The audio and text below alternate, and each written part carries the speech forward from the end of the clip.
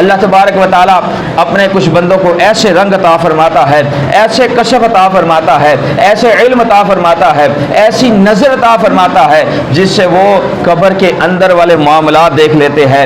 ایسے ہی دو صاحب غازی علم الدین شہید رحمہ کی قبر انور پر آئے۔ ایک حافظ صاحب قصور کے رہنے والے تھے اور دوسرے افغانستان کے عالم تھے۔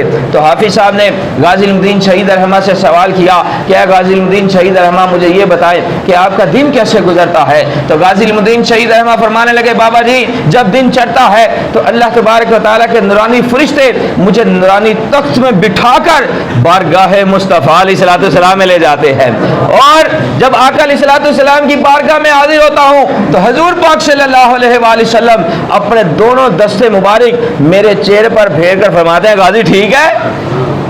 بتائیں جن کے چہرے پر آقا علیہ الصلوۃ والسلام دستے مبارک پھیرے تو بتائیں پھر ان کا کیا مقام ہوگا۔